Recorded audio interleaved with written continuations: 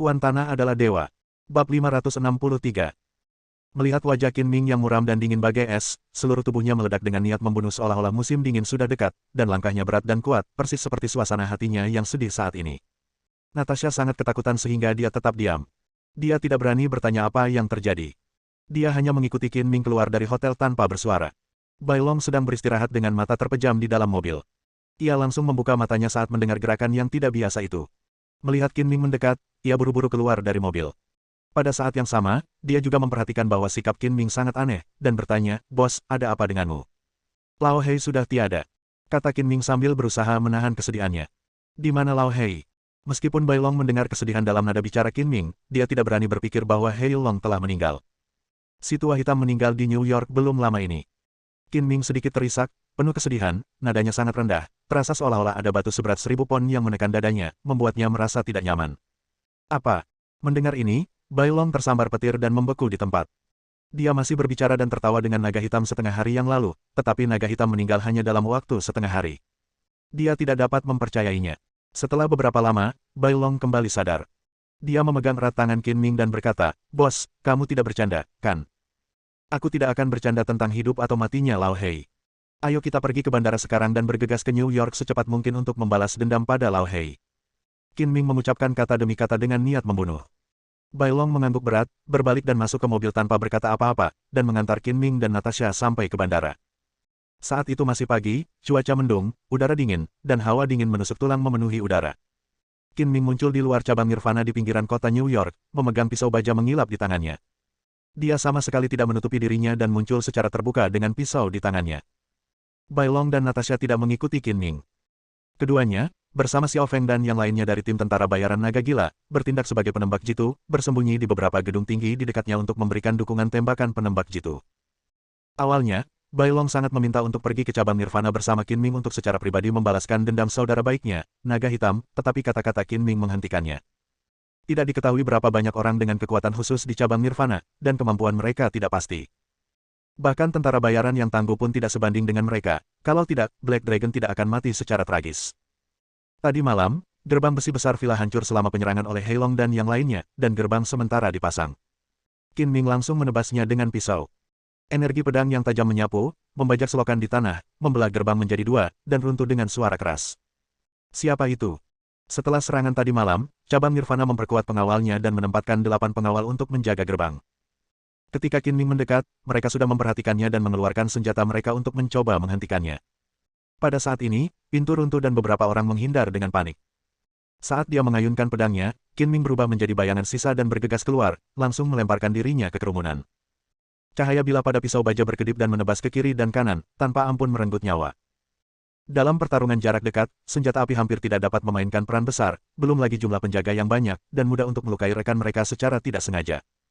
Itu tidak seefektif belati atau tinju dan kaki. Mereka buru-buru mengeluarkan belati yang mereka bawa dan memulai pertarungan jarak dekat dengan Qin Ming.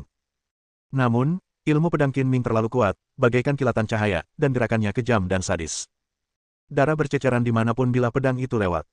Dalam sekejap, 8 pengawal itu jatuh ke dalam genangan darah dan tewas di tempat. Tidak ada ekspresi di wajah Qin Ming. Dia membiarkan darah berceceran di tubuhnya dan bergegas ke villa dengan pisau baja. Dia membunuh semua orang yang dia lihat tanpa meninggalkan satu pun yang hidup. Dendam untuk Black Dragon harus dibalas dengan darah, jika tidak, dia akan mengecewakan saudara baiknya. Lord Chris, sesuatu yang mengerikan telah terjadi. Pluto akan datang untuk membunuh kita. Seorang penjaga bergegas ke lantai 2 villa dan mengetuk pintu kamar tidur Chris. Tengah malam ini, setelah Black Dragon dan anak buahnya membuat keributan besar di villa, Chris mengurusi akibatnya hingga lewat pukul 4 pagi, dan baru setelah itu ia punya waktu untuk beristirahat. Ia terbangun karena ketukan tergesa-gesa di pintu saat ia sedang tidur. Ada pula seorang wanita barat mungil terbaring di tempat tidur, dia adalah Sally yang bisa berubah menjadi seekor kucing. Pluto akan datang untuk membunuh kita. Kau yakin tidak salah lihat? Chris terduduk dengan kaget. Qin Ming menyebabkan keributan besar di cabang Nirvana 2 hari lalu dan hampir bunuh diri. Kenangan itu masih segar dalam ingatannya. Ia telah mengembangkan rasa takut tertentu terhadap Qin Ming. Aku yakin itu Pluto, pemimpin Mad Dragon Mercenaries. Aku tidak salah. Para pengawal yang banyak jumlahnya tidak dapat menghentikannya sama sekali. Dia hampir mencapai villa. Jawab penjaga di luar pintu. Apa yang kita tunggu? Cepat beritahu Gang Bao, Valentina, dan paranormal lainnya untuk keluar dan membunuh Qin Ming. Kita tidak bisa membiarkannya lolos lagi. Teriak Chris sambil mengenakan pakaiannya. Sudah diberitahu. Penjaga biasa tidak dapat menghentikan Qin Ming sama sekali, dan seseorang telah mengirimkan permintaan penyelamatan kepada Gang Bao dan paranormal lainnya.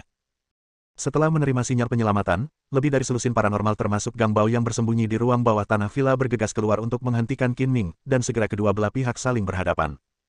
Qin Ming telah membunuh tidak kurang dari 20 orang saat dia menyerbu ke dalam villa, dan pakaiannya berlumuran darah. Namun, semua itu adalah darah orang-orang yang terbunuh. Dia tidak terluka, dan pisau baja di tangannya juga berlumuran darah, membuatnya tampak seperti dewa kematian dari neraka. Gang Bao telah bertarung dengan Qin Ming lebih dari sekali dan tahu betapa kuatnya Qin Ming. Kekuatan supernaturalnya yang tak terkalahkan tidak banyak berguna di hadapan Qin Ming. Pria ini adalah pemimpin tentara bayaran naga gila, Pluto. Dia sangat terampil. Jangan remehkan dia. Ayo serang dia bersama-sama. Gang Bao mengangkat tangannya dan berteriak. Kekuatan supernaturalnya diaktifkan. Pisau baja di tangan Qin Ming tiba-tiba bengkok dan berubah bentuk. Dia menghancurkan senjata di tangan Qin Ming terlebih dahulu. Jika Qin Ming ingin membunuh seseorang, dia tidak memerlukan senjata apapun. Dia hanya memegang pisau baja untuk membunuh dengan lebih cepat. Dia mencibir muram, melempar pisau baja cacat itu begitu saja, lalu melompat keluar bagaikan bola meriam. Gang Baoxin melambaikan tangannya dan dengan mudah menangkap pisau baja yang terbang ke arahnya. Detik berikutnya, pisau baja itu hancur seperti porselen di tangannya, berubah menjadi pecahan yang tak terhitung jumlahnya yang berputar-putar dan terbang, yang semuanya menusuk ke arah Qin Ming. Qin Ming tidak menghindar atau menghindar. Dia mengerahkan energi sejatinya secara ekstrim dan membentuk lapisan perisai energi pelindung di sekujur tubuhnya. Pecahan baja menembusnya dan semuanya terhempas. Dan kecepatannya tidak melambat, seperti bayangan yang melintas, tangannya seperti cakar hantu dari dunia bawah, mencengkeram bahu Gang Bao dalam sekejap. Pada saat yang sama, Gang Bao melihat sudut mulut Qin Ming terangkat, memperlihatkan senyum.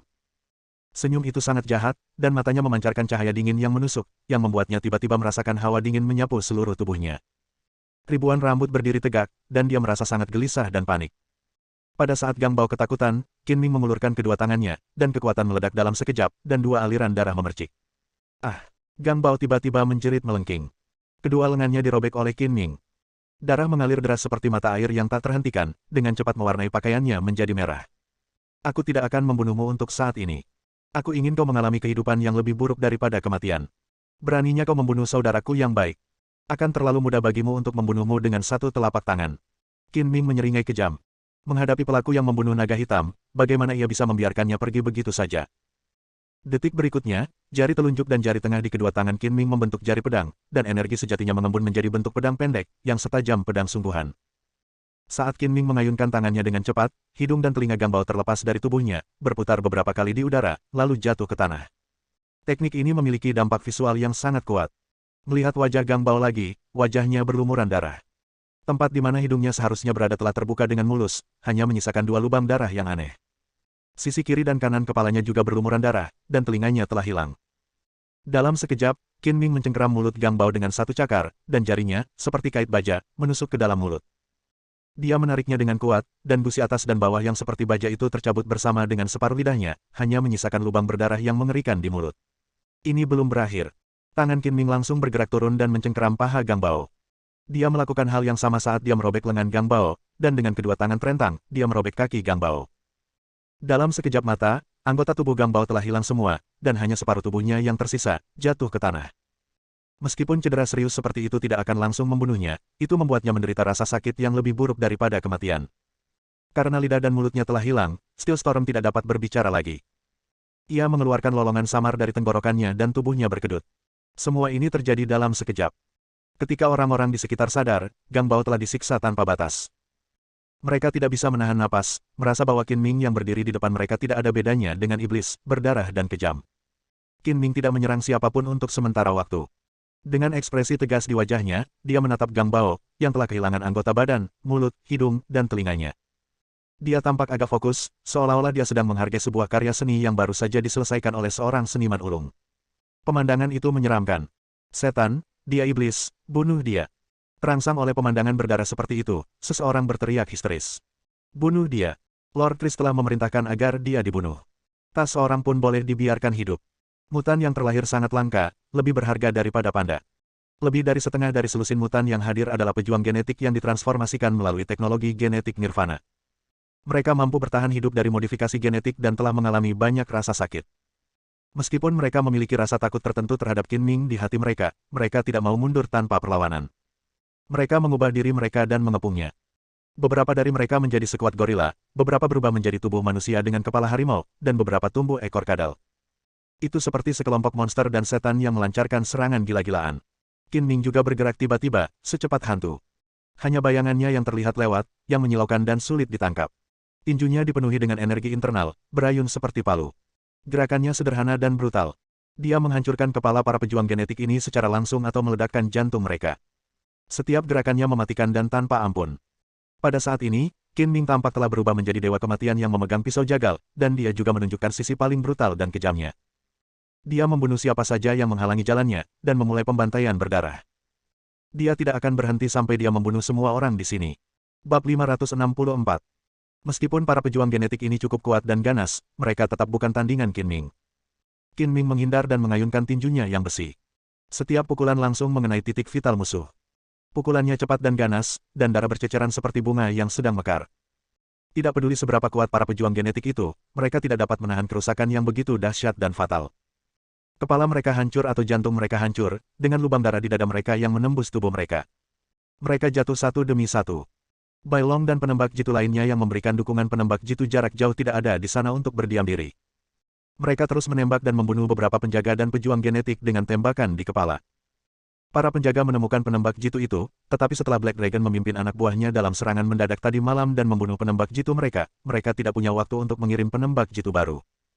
Mereka harus mengirim orang untuk menemukan tempat persembunyian penembak jitu musuh, tetapi itu akan memakan waktu.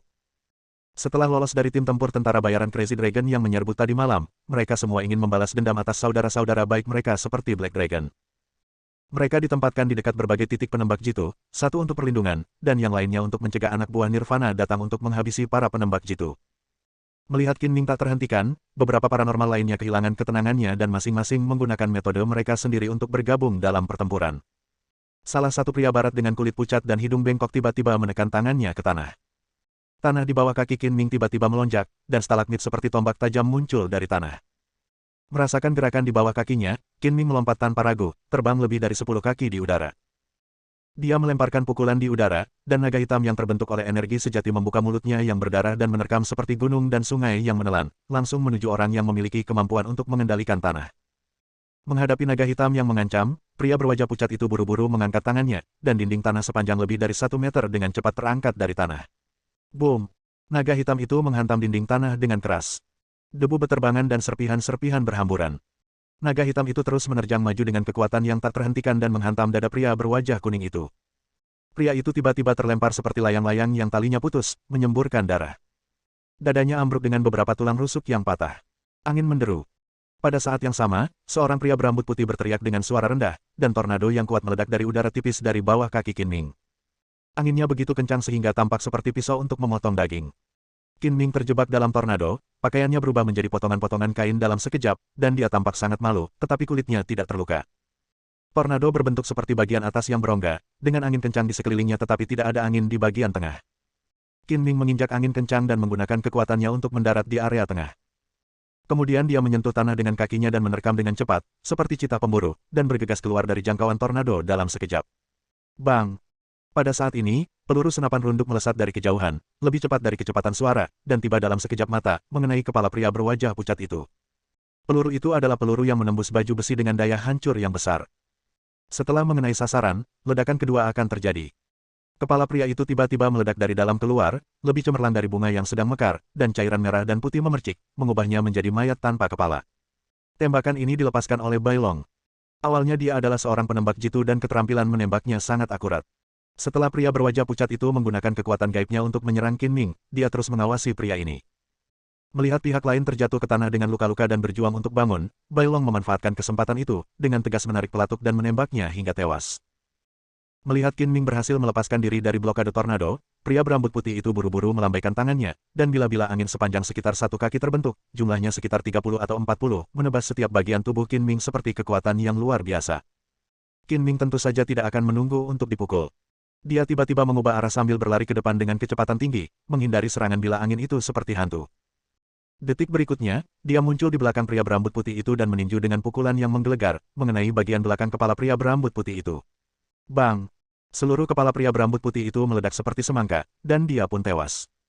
Bila-bila angin itu tidak dapat membedakan antara kawan dan lawan dan melesat lewat dengan cepat. Beberapa pejuang genetik yang selamat secara kebetulan terkena dan tergores oleh bila-bila angin itu. Akan tetapi, kemampuan penyembuhan diri mereka sangat kuat dan luka-luka kulit biasa dapat disembuhkan dengan kecepatan yang terlihat oleh mata telanjang. Ular api menari dengan liar. Serangan kemampuan berbasis api dari pria berambut merah menyala juga tiba. 4 ular api melompat dengan kecepatan yang sangat cepat dan mengepung Qin Ming dari 4 arah. Suhu api itu sangat tinggi, dan gelombang panas yang menyengat dapat dirasakan dari jarak beberapa meter. Ketika menyentuh pakaian pria berambut putih itu, api itu langsung menyala dan dengan cepat berubah menjadi api yang ganas, menyelimuti seluruh tubuhnya. Gelombang bau terbakar memenuhi udara. Dalam waktu singkat, lelaki dengan kemampuan angin itu berubah menjadi tumpukan arang, yang menunjukkan betapa dahsyatnya api itu.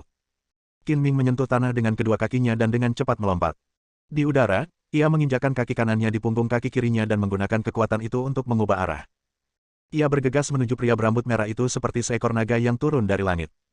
Bersiaplah untuk dibaptis oleh api kematian. Pria berambut merah itu menyeringai gila, suaranya gila, dan dia mengepalkan tinjunya dan tiba-tiba meledak, dan seekor ular api setebal pahanya melompat keluar. Ular api itu tampak seperti ular sungguhan, dengan sisik yang jelas, dan ia membuka mulut besarnya, menggigit dan menelan Qin Ming. Hancurkan dia untukku. Teriak Qin Ming dengan keras, energi sejatinya mengalir deras di tinjunya, dan dengan hembusan angin kencang, dia menghantam kepala ular api itu dengan pukulan yang kuat. Di bawah hantaman yang kuat, ular api itu tiba-tiba berubah menjadi api yang tak terhitung jumlahnya dan meledak seperti kembang api. Banyak api terbang kembali dan mendarat di pria berambut merah itu. Namun, pria berambut merah itu memiliki kemampuan untuk mengendalikan api, dan dia tidak takut dengan apinya sendiri. Setelah api menimpanya, api itu dengan cepat padam. Selain itu, pakaiannya adalah pakaian khusus anti-api yang juga dapat menahan api.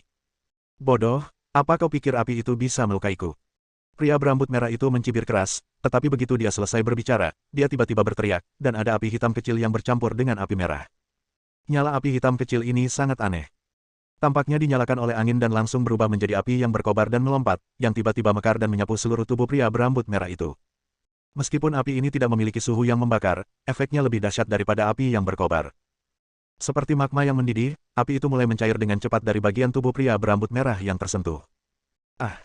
Saat pria berambut merah itu melolong dengan sedih, api hitam aneh menyelimuti seluruh tubuhnya dan dengan cepat terbakar, mengubahnya menjadi abu hitam. Api itu tertiup angin, tidak menyisakan apapun. Adegan ini membuat para korban merasa kedinginan dan merinding. Tidak ada yang tahu apa yang sedang dilakukan Qin Ming. Sebenarnya, ini adalah api sungguhan, yang disimulasikan oleh Qin Ming dengan energi sejatinya. Ketika dia berhadapan dengan Moloch, salah satu dari 7 Raja Iblis Neraka, dia terinspirasi oleh api neraka dan menggunakannya sekali. Saat itu, Moloch yang tampak seperti hantu terbakar abis, dan kali ini ketika api sungguhan menimpa orang-orang, pria berambut merah mengalami nasib yang hampir sama seperti Moloch. Setelah membunuh 3 paranormal dan beberapa prajurit genetik berturut-turut, hanya 4 atau 5 orang yang tersisa di tempat kejadian, termasuk Valentina, yang ahli dalam ilusi dan pernah bertemu Qin Ming sekali tetapi tidak berpengaruh padanya. Melihat pria berambut merah itu terbakar hingga tak tersisa, Valentina dipenuhi rasa takut. Karakternya yang sombong dan angkuh sepenuhnya ditaklukkan oleh Qin Ming, dan dia pun mundur tanpa sadar. Hal yang sama berlaku untuk beberapa orang yang tersisa. Mereka memandang Qin Ming dengan sedikit ketakutan dari lubuk hati mereka. Mereka semua mundur dan tidak ada yang berani mengambil inisiatif untuk menyerang. Kau yang membunuh saudaraku yang baik harus membayarnya dengan darah. Tak seorang pun dari kalian bisa selamat. Tatapan mata Qin Ming dingin, seperti binatang buas, dengan aura pembunuh yang begitu kuat hingga mencekik. Sambil berbicara, Qin Ming kembali menyerbu keluar bagaikan angsa liar yang terkejut. Dalam sekejap mata, dia sudah dekat dengan pejuang genetik yang paling dekat dengannya.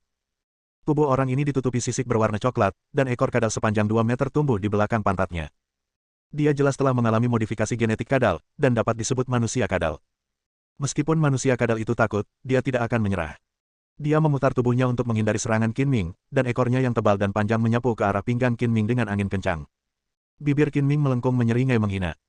Dia membuka lengannya, menahan serangan ekor manusia kadal itu, memeluk ekornya, mengerahkan tenaga tiba-tiba, mengayunkannya ke atas, lalu melemparkannya dengan keras ke tanah. Bang! Sebuah lubang besar pecah di lantai beton, sisik di tubuh manusia kadal itu pecah, dan darah mengalir keluar. Qin Ming mengangkat tangannya dan mengayunkan manusia kadal itu seperti tongkat besar, menghantamnya ke tanah lagi. Dia mengulanginya 4 atau 5 kali. Manusia kadal itu tidak tahan lagi dan kepalanya hancur berkeping-keping. Pergilah ke neraka. Qin Ming melemparkan mayat manusia kadal itu ke arah beberapa prajurit genetik lainnya. Dia mengikutinya seperti bayangan dan memulai pembantaian berdarah lainnya. Sebelumnya, lebih dari selusin paranormal dan pejuang genetik tidak mampu menghentikan Qin Ming. Sekarang, Beberapa orang yang tersisa tidak sebanding dengan Qin Ming dan hanya bisa dibantai. Apalagi kecepatan mereka tidak secepat Qin Ming, jadi mereka tidak bisa melarikan diri, belum lagi serangan perburuan penembak jitu seperti Bai Long. Di lantai 2 villa, Chris berdiri di dekat jendela dan menyaksikan seluruh proses pertarungan antara para cenayang dan Qin Ming. Wajahnya begitu muram hingga air tampak menetes keluar. Dasar sampah. Banyak sekali dari mereka yang punya kemampuan khusus, tapi mereka tidak bisa menghentikan Pluto sendirian. Aku sangat marah. Chris memukul ambang jendela dengan marah, menggertakkan giginya karena benci, tapi dia tidak bisa berbuat apa-apa. Belasan atau lebih paranormal dan pejuang genetika itu adalah kartu truf mereka. Bagaimanapun, ini hanyalah cabang dari organisasi Nirvana, dan mustahil untuk mengatur terlalu banyak paranormal. Dalam waktu singkat, beberapa paranormal dan pejuang genetik yang tersisa dibantai, hanya menyisakan Valentina yang tergeletak di tanah, seluruh tubuhnya gemetar. Karena kamu seorang wanita, aku akan mengampuni nyawamu, tetapi kamu harus berjanji untuk meninggalkan organisasi Nirvana mulai sekarang. Meskipun Qin Ming bersumpah untuk membantai cabang Nirvana ini, dia masih berpegang pada prinsip terakhir dan berusaha untuk tidak membunuh wanita. Menghadapi kematian, Valentina tidak lagi memedulikan harga diri dan harga dirinya dan mengangguk berulang kali. Saya bersumpah akan meninggalkan Nirvana mulai sekarang dan berjanji tidak akan bergabung lagi. Qin Ming mendengus keras, membuat Valentina ketakutan lagi. Dia mendongak ke lantai 2 villa, memberi isyarat untuk menyekat lehernya ke arah Chris, dan mencibir dingin, hanya kau yang tersisa. Tidak adil jika kau tidak mati. Bersambung.